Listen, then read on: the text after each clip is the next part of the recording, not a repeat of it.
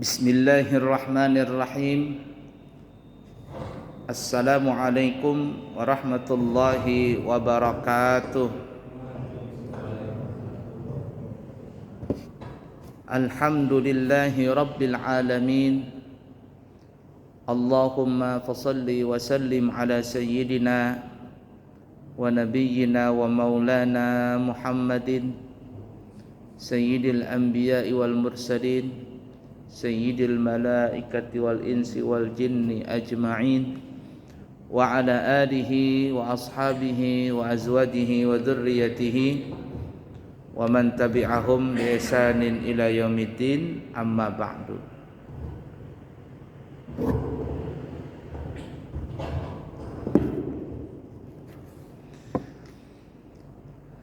Bapak Ibu para jamaah sekalian yang disayangi Allah dan dicintai Allah,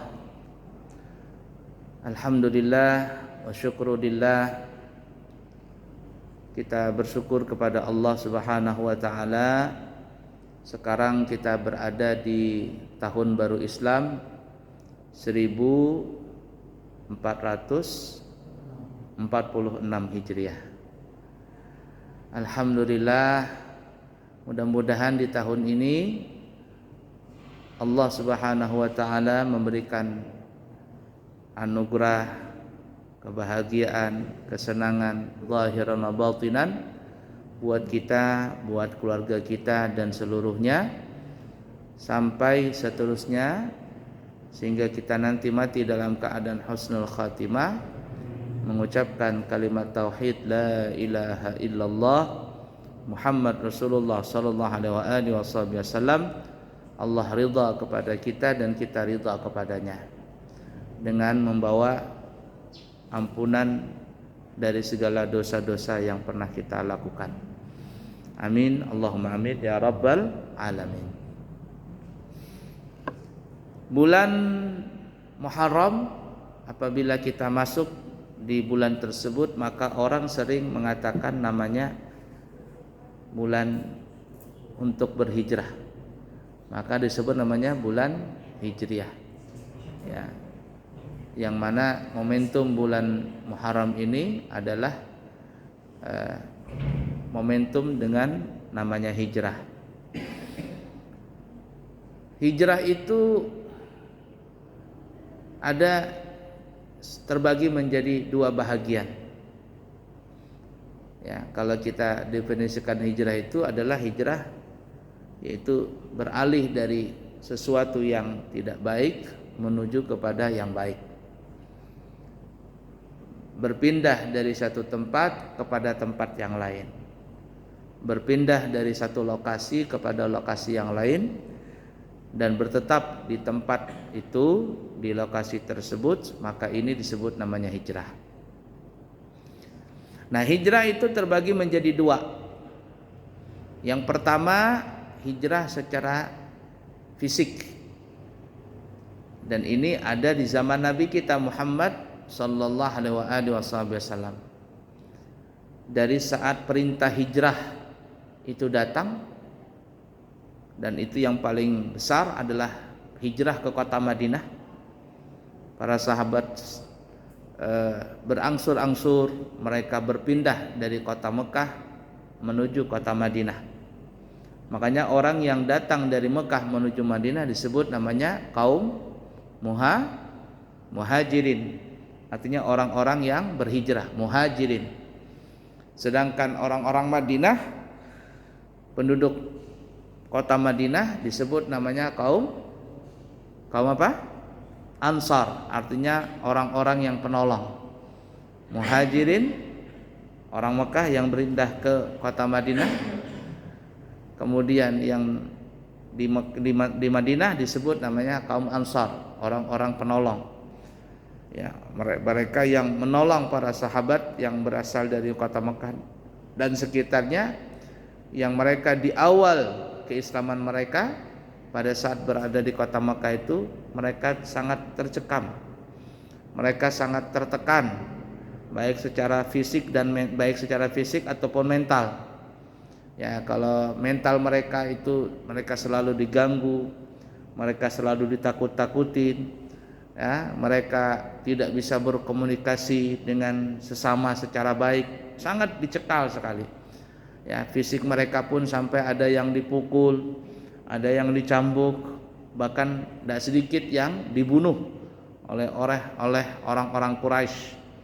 Dengan kondisi seperti itu, Allah Subhanahu wa taala mengizinkan mereka untuk berangkat ke kota Madinah dan mempunyai peradaban baru di kota Madinah itu.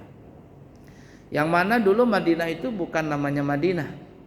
Namanya dulu disebut namanya Yathrib.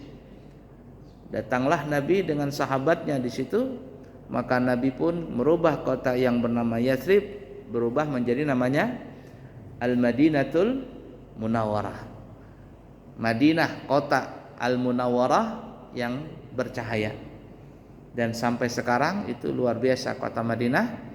Tidak ada suatu kedamaian yang kita bisa rasakan yang kecuali berdekatan dengan Nabi Muhammad SAW di kota Madinah itu. Luar biasa. Nah, ini hijrah secara fisik, ya.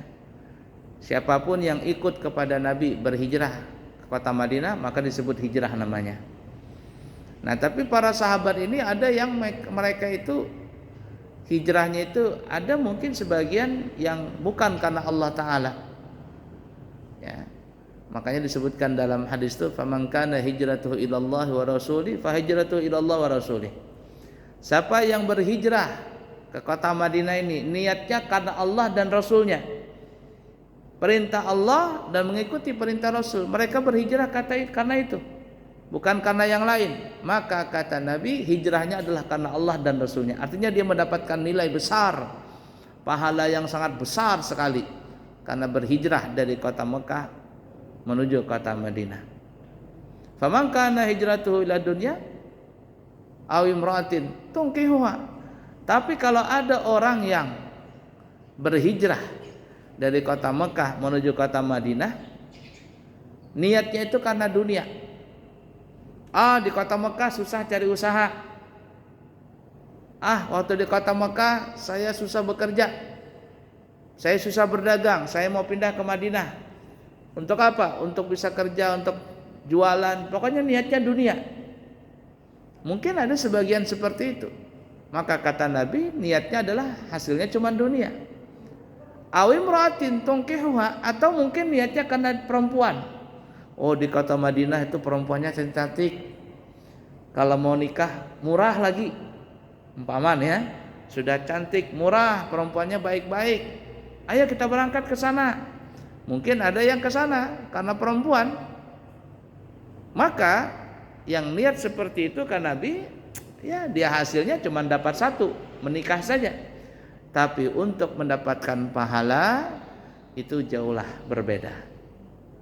Tapi ala kulli hal, semua itu siapapun yang berangkat dari kota Mekah menuju kota Madinah mengikuti Nabi Muhammad SAW, maka mereka disebut namanya muhajirin, orang yang berhijrah, dan inilah yang disebut hijrah pertama. Dan hijrah itu terus berangsur, karena Nabi berhijrah itu tidak cuman sekali, maksudnya bukan hanya setelah Nabi berhijrah habis itu nggak ada lagi hijrah, enggak, masih ada hijrah. Karena sebagian sahabat itu masih ada yang tertinggal di kota Mekah. Nabi sudah sampai di kota Madinah, sahabat yang lain itu masih ada yang di kota Mekah. Nah, mereka pun ingin berhijrah ke kota Madinah mengikuti Nabi Muhammad SAW. Tetapi setelah Nabi berhijrah, apakah ini disebut berhijrah? Iya, masih berhijrah kata Nabi. Terus berhijrah sampai ke tahun berapa? Itu sampai masuk tahun ke-8 Hijriah. Walaupun mereka tertinggal ya. Setelah Nabi sampai mereka tertinggal di kota Mekah, tidak masalah. Tahun berikutnya atau bulan berikutnya ya, atau minggu berikutnya mereka berhijrah. Setelah Nabi sampai di kota Madinah, mereka ini disebut berhijrah. Terus berhijrah, terus. Sampai para sahabat sudah jumlahnya ratusan ribu di kota Madinah. Berbaur antara orang muhajirin dengan kaum ansar waktu itu. Kaum Ansar mereka orang-orang yang ahli dalam bertani, berkebun. Itu orang Madinah itu. Canggih, ahli, pintar mereka dalam berkebun, mereka ahli dalam pertanian. Itu orang-orang Ansar itu. Tapi orang Ansar tidak ahli di dalam perdagangan. Sehingga orang-orang Ansar pada saat itu kalau mereka punya hasil bumi, mereka menjualnya ke orang-orang Yahudi. Marketnya adalah orang-orang Yahudi. Jadi Yahudilah yang mengendalikan harga pasar. Ketika dia yang megang pasar, seenaknya dia mau taruh harga. Ya, seenaknya dia mau taruh harga. Kalau mau dijual sama kami, nanti kami jual ke tempat lain. Akhirnya dipermainkanlah harga itu sama orang-orang Yahudi. Nah, datang orang-orang muhajirin, orang-orang Mekah ini ahli di dalam perdagangan. Orang-orang yang pandai di dalam berdagang. Lalu akhirnya Nabi kita Muhammad sallallahu alaihi wasallam menyatukan mereka. Artinya gini ya, kalau kata Nabi, kalau orang-orang Ansar ingin menjual hasil mereka, hasil bumi mereka, juallah kepada orang-orang Muhajirin, orang-orang Mekah. Nanti orang Mekah ini yang akan menjual ke tempat lain. Apa bahasa kitanya? Distributornya atau apa gitu ya? Apa kalau hasil pertanian itu apa namanya? Enggak, kalau orang habis hasil bumi itu ditaruh di mana namanya? KUD apa? Bulog lah apa istilahnya? Terima kasih. Nah, ini disimpan di orang Muhajirin. Muhajirin ini yang menjualkan ke tempat lain dengan harga jauh di atas harganya orang-orang Yahudi. Sehingga orang Yahudi pada saat itu mati pasar mereka. Mati. Nah, inilah yang perlu kita turutin zaman sekarang ini. Coba kita lihat di zaman sekarang ini apa yang tidak dikuasai oleh orang Yahudi. Makanan, minuman, ya, sampai ibarat kata keperluan kita sandang, pangan, papan itu hampir rata-rata dikuasai Yahudi semua.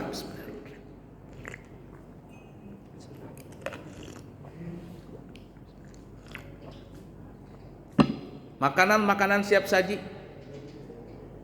pakaian, mobil, HP, ya, alat-alat kebersihan, semuanya itu punya orang Yahudi. Kita beli itu, dia mengendalikan harga itu. Kita beli itu, lalu duit yang kita beli tadi masuk ke kas mereka, lalu dibelikanlah senjata, dan akhirnya mereka memperkuat persenjataan mereka untuk membinasakan atau menghancurkan kaum muslimin, terutama orang-orang yang ada di Palestina. Dan itu fakta terjadi. Nah, kita mungkin gak bisa melawan itu, artinya berperang, tapi kita bisa tidak mengikuti perdagangan mereka. Nah, sehingga orang-orang kita zaman sekarang, guru-guru kita, ulama-ulama kita menyarankan kalau bisa jangan beli produk-produk mereka. Ketika produk-produk mereka itu tidak dibeli, maka produk mereka tidak laku dan mereka akan kewalahan untuk menghadapi pasar.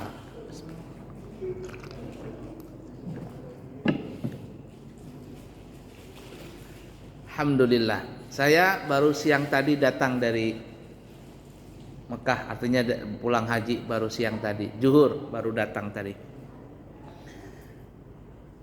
Itu susahnya waktu kita transit atau apa gitu, kita mau makan. Ya, tadi malam saya transit di mana namanya itu, di Singapura. Hampir jam 12 saya datang. Di sini KFC, ada Burger King dan sebagainya. Kita mau makan salah, nggak makan salah. Ya, terus kalau kita belanja sembarangan takut kita makan B2, karena di situ banyak B2 dijual. Tahu B2? Salah-salah makan babi kata saya. Jadi disarankan sudah makan KFC aja atau Burger King, kata satpamnya di situ. Kata saya, ada yang lain nggak yang halal gitu? Katanya ada itu makanan India. makanan India, apa namanya, nasi biryani, kambing atau apa, ada sana kata saya. Ada katanya. Mutar-mutar ketemu saya makanan itu. Nah, coba itu enggak makan itu repot kita. Nah, itu saya berusaha tidak makan itu. Ya, transit di mana ada orang makan KFC, kalau seandainya bisa saya enggak makan. Ya, kalaupun ada juga dikasih. Ya, kalau di Mekah itu, di Madinah ada namanya Al-Baik, paling terkenal tuh. Al-Baik. Dikasih itu saya mau, tapi kalau yang lain berusaha tidak mau saya. Minuman yang bersoda itu saya hindari, merek-merek yang ada merek itu saya hindari itu. Nah, berusahalah dari kita untuk menghindar dari perdagangan itu. Ini apa? Dari apa ini? Itulah yang Nabi ajarkan antara Muhajirin dengan kaum Ansar. Ketika orang Ansar panen dari hasil buminya, mereka menjual hasil buminya itu kepada orang-orang Muhajirin, orang Mekah. Orang Mekah inilah yang mengatur market, pasar mereka. Lalu mereka jual kepada sesama muslim. Kalau orang yang bukan muslim beli kepada mereka, mereka akan jual tapi dengan harga yang lebih daripada kaum muslimin. Sehingga orang-orang Yahudi pada saat itu mati kutu. Wah, ini pasar kita direbut nih. Tidak bisa lagi. Nah, disitulah orang-orang Yahudi akhirnya sedikit demi sedikit mereka undur dan akhirnya mereka pun terusir dari kota Madinah. Dihantam dari ekonominya dulu. Nah, itu tuh ya, Muhajirin dengan Ansar. Nah, itu berjalan terus. Sahabat ada yang datang di tahun kedua, tahun ketiga, tahun keempat. Nabi sudah menguasai kota Madinah. Persenjataan kaum muslimin sudah semakin kuat. Beberapa kali peperangan kaum muslimin menang. Apabila ada musuh yang datang ingin menghancurkan orang Islam, maka terjadilah peperangan. Kaum muslimin tidak takut, tidak lari dari peperangan, tidak mencari musuh. Tapi kalau seandainya ada musuh yang datang, mereka tidak pernah akan lari. Sampai akhirnya kaum muslimin di bawah kepemimpinan Nabi kita Muhammad sallallahu alaihi wasallam, saat itu orang-orang Islam sudah mulai punya taring, sudah mulai punya taji. Artinya sudah mulai punya kekuatan ini. Yang kemarin di kota Mekah kaum muslimin dihina, dicaci dan sebagainya, disiksa dan sebagainya, bahkan ada yang dibunuh. Di kota Madinah sudah mulai punya taji. Nah, itulah kaum muslimin yang mereka masih ada di Mekah berjalan terus, tahun kedua, tahun ketiga, tahun keempat, tahun kelima, tahun keenam, tahun ketujuh, terus nih. Mereka ini terlalu berhijrah. Selama ini disebut namanya hijrah tadi. Nah, sampai masuk tahun ke-8, Nabi membawa kaum muslimin pasukan yang kuat, dan akhirnya Nabi kita Muhammad sallallahu alaihi wasallam membebaskan kota Mekah dan sekitarnya dari kekufuran, dari kemusyrikan, yang dikenal dengan namanya Fathul Mekah, kemerdekaan kota Mekah. Itu yang dalam surah An-Nasr kita baca situ, idza jaa nasrullahi wal fath, apabila telah datang pertolongan Allah dan kemerdekaan. Wa ra'aitan nasa yadkhuluna fi dinillahi afwaja. Engkau wahai Nabi Muhammad, ini tahun ke-8 ya. Ketika kota Mekah telah dibuka, dimerdekakan oleh Nabi, engkau wahai Nabi Muhammad akan melihat manusia itu masuk ke agama Islam afwaja, secara berbondong-bondong. Yang dulu menghina Nabi, sekarang mereka datang ke hadapan Nabi secara terhina, lalu mereka masuk Islam. Tapi setelah mereka masuk Islam, apakah Nabi menghina mereka? Tidak, Nabi mengangkat derajat mereka. Artinya yang mereka punya usaha, tetaplah usaha di kota Mekah. Yang punya dagangan, tetaplah berdagang. Yang punya pertanian, punya perkebunan, punya peternakan, silakan. Tidak ada Nabi ambil harta mereka. Yang masuk Islam dijaga kehormatan mereka dan dihargai darah mereka. Artinya tidak ada lagi gangguan manapun. Dulu yang datang, dulu yang di Mekah mereka menyiksa Nabi, sekarang mereka masuk Islam. Nabi dendam, nah sudah, biar yang lalu biarlah berlalu. Itulah Islam tadi. Afu aja, engkau akan melihat Nabi. Orang-orang datang masuk Islam secara berbondong-bondong.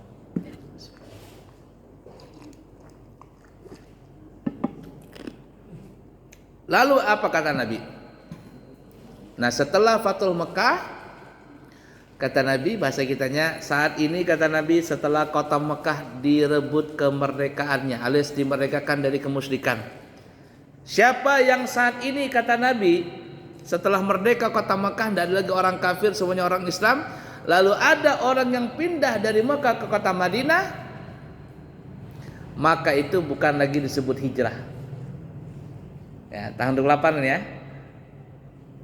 Setelah kota Mekah direbut, dimerdekakan, kata Nabi siapapun, bahasa kitanya nih ya, yang berangkat dari kota Mekah sini menuju ke kota Madinah, maka mereka tidak disebut hijrah lagi. Yani tidak disebut hijrah pertama, hijrah secara fisik tadi.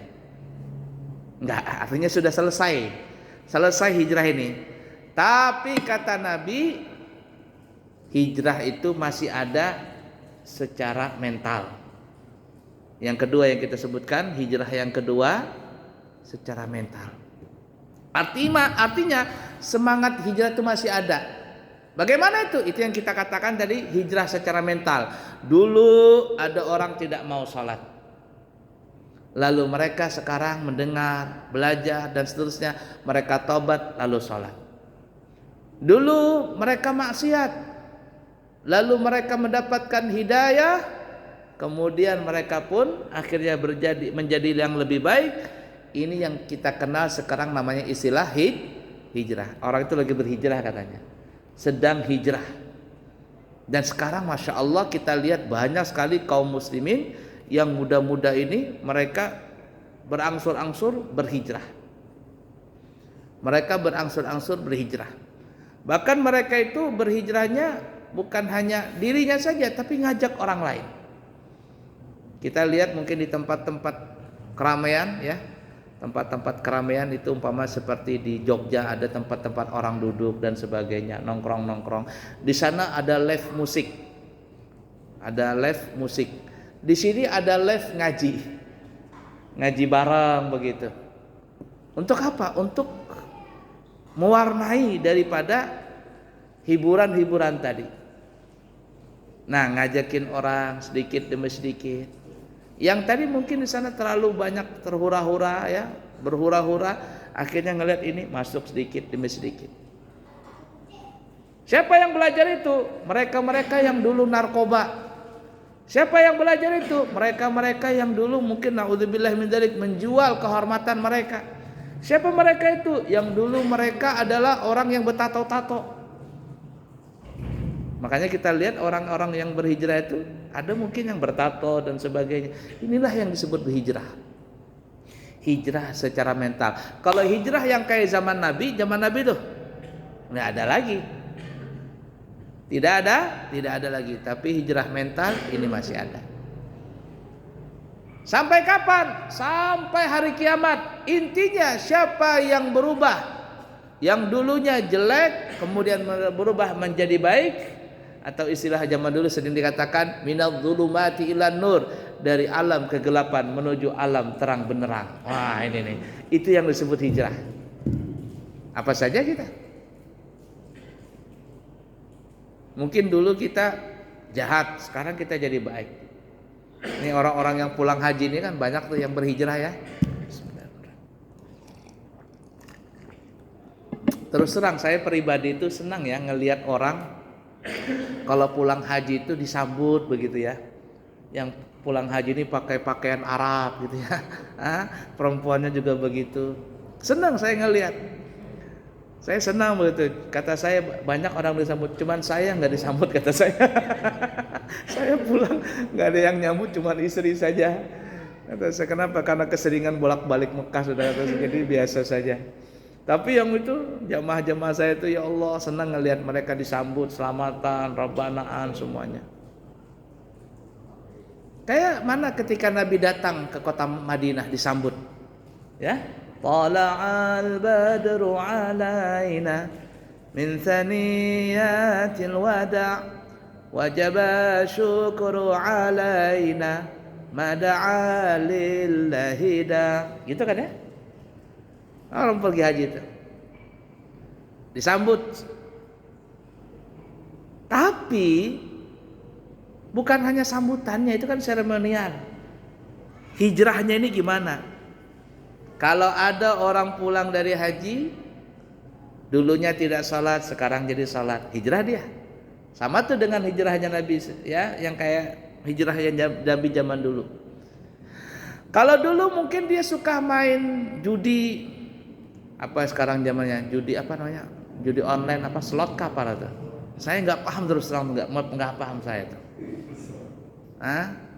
Sampai kan ramai tuh polisi ikut juga tuh, anggota dewan itu judi slot kapal. Saya nggak tahu itu, nggak ngerti sampai sekarang. Saat pulang haji berubah dia. Dulu belum berangkat haji dia nggak pakai jilbab dan sebagainya. Sekarang masya Allah sudah tertutup pakaiannya. Dulu dia mungkin jahat sama orang, pulang dari haji jadi baik. Hijrah namanya. Hijrah secara mental. Hijrah secara mental. Nah ini masih ada terus menerus. Pahalanya ini kata Nabi sama dengan pahala orang yang berhijrah di zaman Nabi. Kita tidak fisik lagi tapi mental. Tapi pahala yang kita dapat sama dengan pahala orang yang berhijrah di zaman Nabi kita Muhammad sallallahu alaihi wasallam. Saya tadi malam tuh, maksudnya mau dekat subuh jam 4 tuh ya, di Singapura. Pesawat saya jam 8. Saya lihat rombongan, kata saya ini pasti Indonesia ini. Pasti sudah Indonesia ini. Dan kata saya pasti orang Bugis ini, kata saya, pasti Sulawesi ini. Pasti sudah, kata saya. Sekalinya pas lewat depan saya bahasa Bugis semuanya. Kenapa? Wah, ibu hajinya itu masya Allah pakaiannya. Itu nanti sampai mau dekat Makassar baru pakai emas tuh banyak itu. Nanti turun gini-gini dia, pamerin emas. Yang pak hajinya, tapi unik. Saya senang terus terang begitu model gitu, kayak zaman dulu gitu. Kita di Balikpapan mungkin enggak, tapi banyak sudah. Ya pakaian haji itu.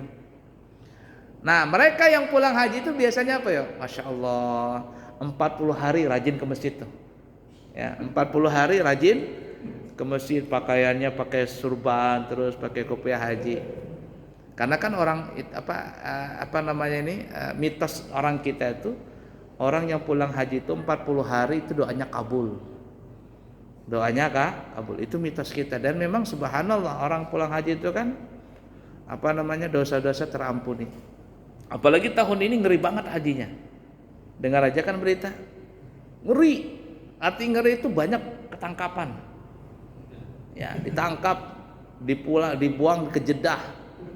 Ditangkap di Mekah, dibuang ke Jeddah. Ada yang dipulangkan ke Indonesia. Yang dipulangkan ke Indonesia itu yang haji pisah-pisah umrah. Pulang kamu, enggak boleh lagi masuk ke Mekah selama 10 tahun, denda lagi. Berapa puluh juta itu dendanya itu. Nah, sudah nggak boleh masuk ke Mekah, denda lagi. Ini yang pisah-pisah umrah nih.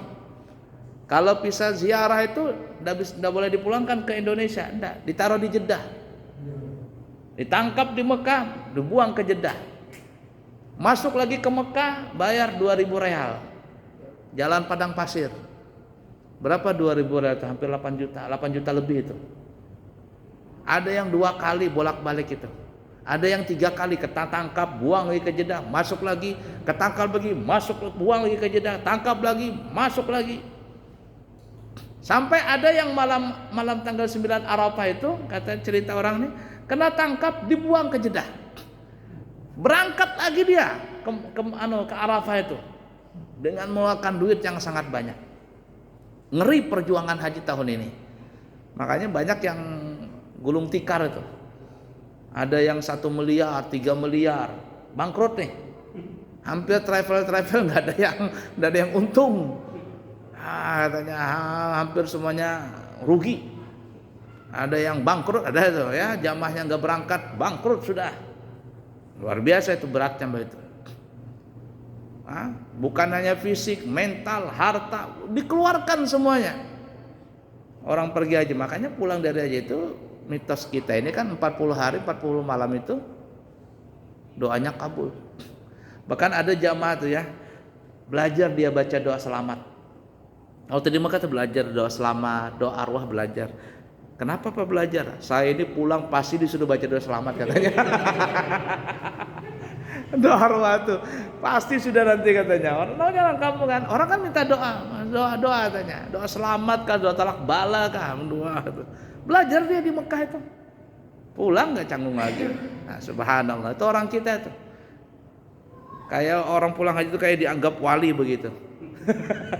40 hari, tapi setelah 40 hari kembali lagi seperti biasa.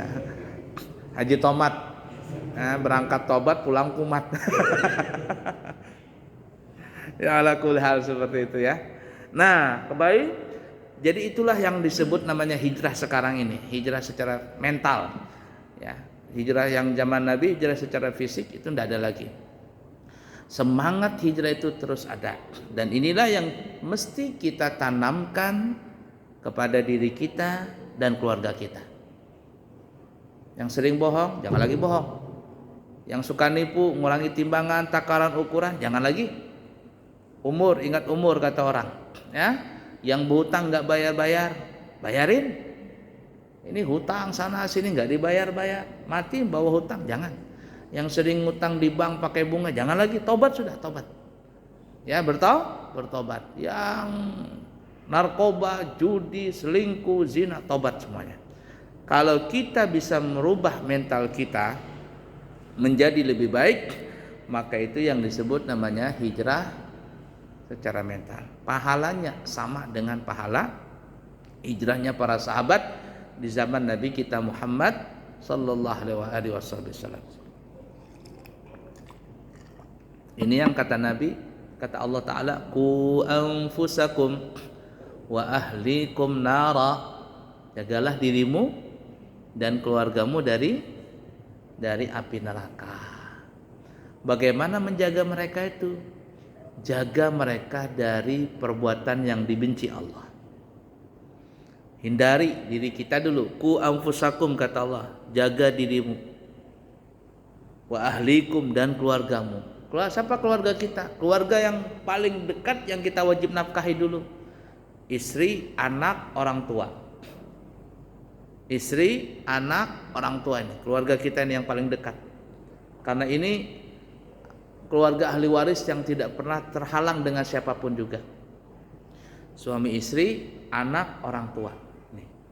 Suami, istri, ya, ibu, bapak, sama anak. 5 orang ini disebut namanya ahlu waris yang tidak bisa terhalang. Bagaimanapun pasti dapat, mereka saling waris mewarisi. Nah, ini yang dijaga betul-betul tadi. Ya, ke atas, ke bawah, ke samping suami istri. Kalau ada orang yang punya anak tapi dia tidak menjaga anaknya, maka berapa banyak orang yang tadinya di akhirat nanti mau masuk surga, akhirnya masuk neraka gara-gara punya anak. Dan mereka banyak nanti di akhirat sana, mereka mengatakan, wih, katanya kalau saya tahu lebih baik nggak punya anak, katanya. Itu di akhirat nanti tuh. Banyak orang di akhirat nanti menyesal punya anak. Kalau saya tahu, katanya, saya nggak mau punya anak. Kawin mau, tapi nggak punya anak, katanya. Karena kawin itu kan untuk menjaga kehormatan. Tapi anak nggak mau, katanya. Kenapa? Karena berapa banyak orang yang masuk neraka gara-gara anaknya. Dan kita tahu zaman sekarang begitu susahnya menjaga anak. Ngeri menjaga anak zaman sekarang. Ya, sehingga orang yang berpikir cerdas, ya mereka akan menyekolahkan anaknya itu di pesantren. Kenapa? Kalau di luar, aduh kita susah jaga. Itu ada beberapa orang tua santri yang lulus, kemudian anaknya itu minta sekolah di luar. Orang tuanya sudah nggak bisa maksa lagi, ya sudah sekolah di luar. Lalu apa yang terjadi? Setelah sekolah di umum, ngadu orang tuanya ke saya, Abu ya, Pak, Gimana kabar anak? Susah Abu ya sekarang. Malam keluyuran. Apalagi teman-temannya sana kemari. Yang perempuan nggak lagi pakai jilbab, nggak sholat, apa semuanya tek-tek apa ini? Anak motor. Susah katanya. Saya bilang, siapa suruh mengeluarkan anak dari pondok kemarin? Sekarang baru nyesal. Tapi ketika anak itu masuk pesantren, asalkan orang tuanya sabar, asalkan sandinya sabar, tenang tuh anak. Orang tua nggak ambil pusing, tinggal ngongkosin aja anaknya. Dan terus terang biaya masuk pesantren nggak sebesar biaya masuk sekolah. Lihat kita di sekolah itu, ada yang bayarnya besar, nggak bisa masuk sini, nambal sana 10 juta, 15 juta, 20 juta. Siapa yang punya duit itu yang diterima. Dengar aja kan kabar di mana-mana seperti itu. Nggak bisa diberantas itu. Pesantren nggak segitu besarnya sekolah di sana. Tapi ketika anak masuk pesantren, orang tua tenang. Kenapa? Anaknya sholat berjamaah di sana. Anaknya belajar Al-Quran, hadis dan lain sebagainya. Anaknya belajar ilmu syariat. Tapi terkadang ada orang tua nggak paham ini. Ketika pesantren dianggap sebelah mata. Padahal anak-anak itu yang insya Allah kalau dia berhasil, orang tua akan senang di akhirat nanti. Tapi begitulah orang zaman sekarang ini, ya. Tidak bisa memikirkan secara syariat, secara hakiki. Yang dia pandang adalah pandangan dunia saja. Ala kulli hal seperti itu. Jam saya mati ternyata. Sudah sampai? Ya ala kulli hal ya seperti itu. Kesimpulannya, hijrah itu ada terbagi dua. Yang pertama hijrah fisik di zaman Nabi kita Muhammad SAW, itu dari perintah hijrah datang sampai kemerdekaan kota Mekah tahun ke-8.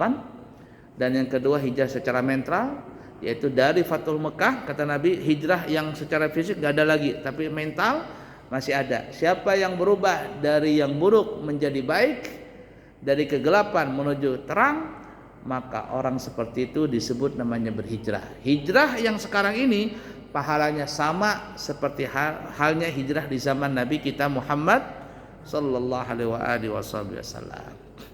Baik para jamaah sekalian yang disayangi Allah dan dicintai Allah, kiranya cukup sekian dulu. Insyaallah nanti kita sambung di kesempatan yang akan datang. Mudah-mudahan bermanfaat. Subhanakallahumma wa bihamdika asyhadu an la ilaha illa anta astaghfiruka wa atubu ilaih. Wa akhiru kalam, wassalamu alaikum warahmatullahi wabarakatuh.